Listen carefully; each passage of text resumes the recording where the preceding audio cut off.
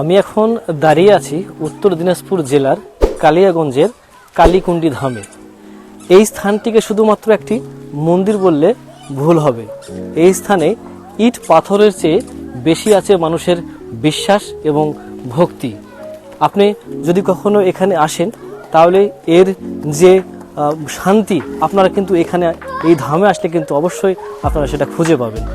এই স্থানটিকে শুধু একটি মন্দির বললে তার গভীরতাকে পুরোটা বলা হয় না, কারণ এখানে পাথর বা ইটের চেয়েও বেশি আছে মানুষের বিশ্বাস, আছে বহু বছরের প্রার্থনা। আমি যখন চারিদিকে তাকাই ভেসে আসে শান্তির পরিবেশ, এবং এই চারিদিকে যে গাছের ছায়া, সেই ছায়া মনকে এবং এই পরিবেশকে শান্ত করে তোলে। চারিদিকের ধূপধুনোর গন্ধ মনকে শান্তির খোঁজ মেলে। বিশেষ করে অমাবস্যা, কালী পূজা কিংবা দীপাবলির সময় এই ধাম হয়ে ওঠে ভক্তদের মিলন ক্ষেত্র।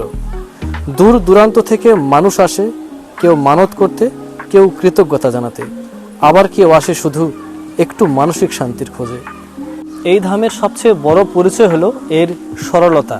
এখানে জাঁকজমকের চেয়ে বিশ্বাসের গুরুত্ব বেশি। এখানে কালী মানে ভয়ের প্রতীক নয়, এখানে কালী মানে শক্তির প্রতীক, রক্ষার প্রতীক, যা আমাদেরকে পথ এগোতে সাহায্য করে। কালীকুণ্ড ধাম আমাদের শেখায় শক্তি মানে ধ্বংস নয়, শক্তি মানে অন্যায়ের বিরুদ্ধে সাহস। এই ধামের মাটিতে দাঁড়ালে মনে হয় মানুষ আর ঈশ্বরের দূরত্বটা খুব কম।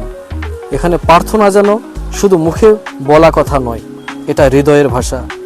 এই পবিত্র স্থান সাক্ষী হয়ে আছে মানুষের আস্থা ও বিশ্বাসের প্রতীক। জয় মা কালী।